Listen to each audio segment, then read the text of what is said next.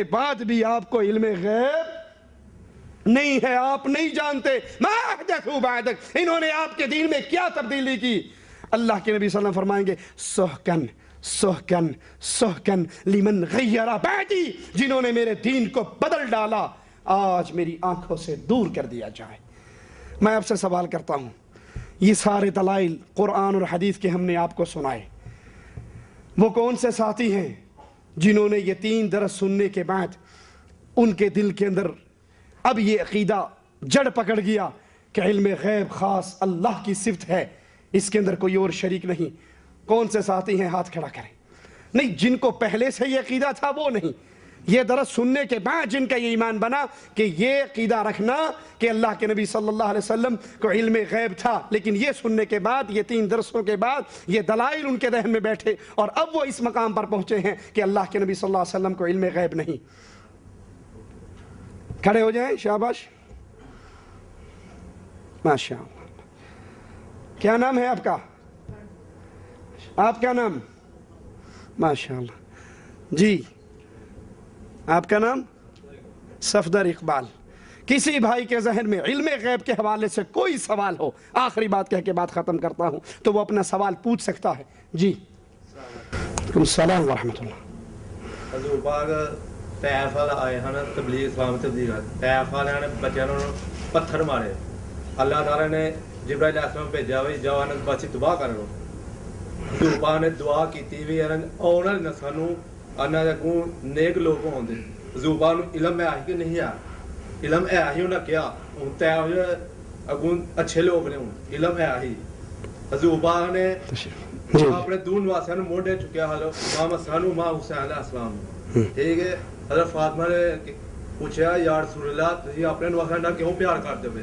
حضور پاک نے کہا فاطمہ تینوں نہیں پتا، میرے 2 نواسے نے ایک اسلام واسطے اپنی جان قربان کرے، ایک زہر پی کے یعنی کہ شہید کرتا جائے گا۔ بیٹھ جائیں، تشریف جو بعد میدان کربلا کا واقعہ کنی دیر بعد آیا، تشریف رکھیں۔ ہاں جی سنیں، میں سناتا ہوں، چلو بیٹھو پیارے بھائی، اب سن لو، آپ کی میں نے سنی نا، میری بھی سن لیں، تشریف رکھیں۔ بھائی کہتے ہیں کہ رسول اللہ صلی اللہ علیہ وسلم طائف کے میدان میں گئے اور وہاں کفار نے آپ پر پتھر برسائے۔ پتھر برسانے کے بعد پھر اللہ نے جبرائیل علیہ السلام کو بھیجا ان بستیوں کو تباہ کرنے کے لیے، اور آپ نے کہا ان کو تباہ نہ کرو، مجھے اللہ سے امید ہے کہ یہ نہ صحیح ان کی آل اولاد ضرور میرا کلمہ پڑے گی۔ تو نبی کو علم غیب تھا تبھی تو آپ نے کہا۔ بڑا پیارا سوال ہے، اب ذرا غور کیجئے۔ اللہ کے نبی صلی اللہ علیہ وسلم مکے سے نکل کے طائف گئے تبلیغ کرنے کے لیے، کیوں؟ کیونکہ آپ مکے والوں سے نا امید ہو چکے تھے کہ کتنے عرصے سے ان کو تبلیغ کر رہا ہوں، یہ لوگ مسلمان نہیں ہوتے، ہو سکتا ہے کہ طائف والے کلمہ پڑھ لیں۔ آپ طائف والے سرداروں کے پاس گئے، ان کے سامنے قولوا لا الہ الا اللہ کی دعوت رکھی، اور دعوت رکھنے کے بعد پھر اللہ کے نبی صلی اللہ علیہ وسلم نے 2 آپشن حدیث میں آتا ان کے سامنے رکھے۔ پہلی بات کہ تم میری اس دعوت کو قبول کر لو، تملک العرب والعجم، عرب و عجم کے مالک بن جاؤ گے، اور اگر تم میری اس دعوت کو قبول نہیں کرتے تو میری اس دعوت کے راز کو چھپائے رکھنا، میری اس بات کو لیک آؤٹ نہ کرنا، چھپائے رکھنا۔ تم نہیں مانتے نہ مانو، میں واپس لوٹ جاؤں گا، اور میری اس بات کو چھپائے رکھنا۔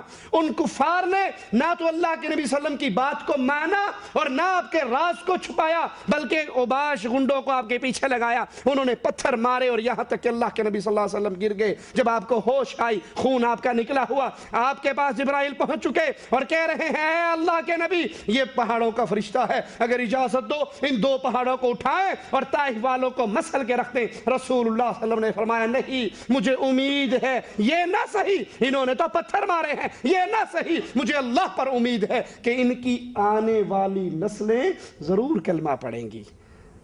آپ کو علم غیب نہیں، آپ نے اللہ پر امید کر کے یہ بات کہی۔ اگر علم غیب ہوتا تو مکہ چھوڑ کے طائف آتے ہی کیوں؟ یہاں تو پتھر پڑے، آپ آئے تھے اس لیے کہ لوگوں کو اسلام کی طرف قائل کریں گے، اور انہوں نے جوابی طور پہ پتھر مارے۔ رہا وہ واقعہ کہ اللہ کے نبی صلی اللہ علیہ وسلم کی ایک کندھے پہ حضرت حسن تھے اور ایک پہ حسین تھے، تو پہلی بات یہ کسی صحیح حدیث کے اندر موجود نہیں ہے۔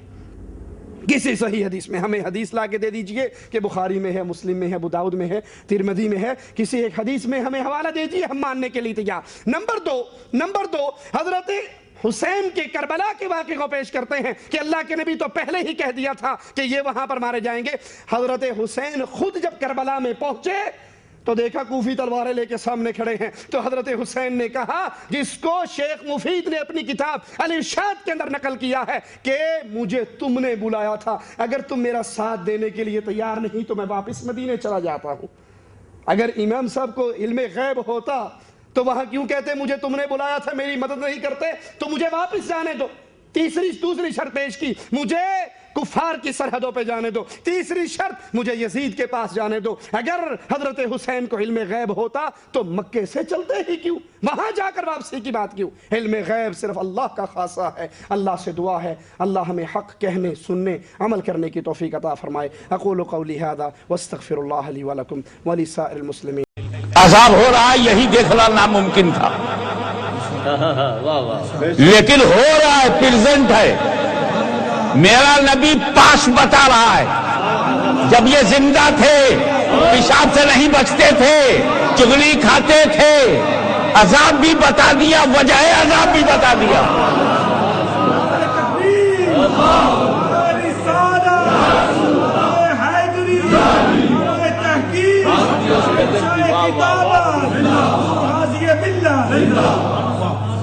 جب وہ چغلی کھاتا تھا تب نبی کے سامنے نہیں تھا، جب وہ پیشاب کے چھینٹوں سے نہیں بچتا تھا نبی کے سامنے نہیں تھا، مگر نبی کے سامنے نہ ہوتے ہوئے بھی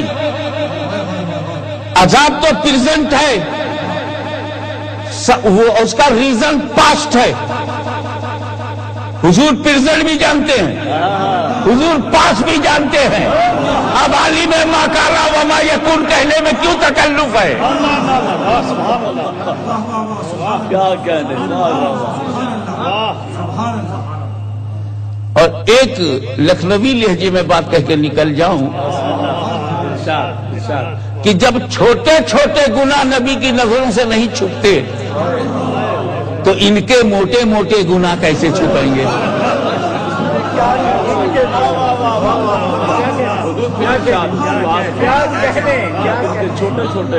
جب میرے آقا مولا کی نظر سے چھوٹے چھوٹے گناہ نہیں چھپتے تو کسی کے موٹے موٹے گناہ کیسے چھپیں گے؟ اور ایک جملہ بھی ایک سمپورا گیا، اور وہ یہ کہ میرا نبی چھپے گناہ کو جانتا ہے۔ چھپے، ان کا گناہ تو چھپا تھا، تیرا گناہ تو کتابوں میں چھپا ہے۔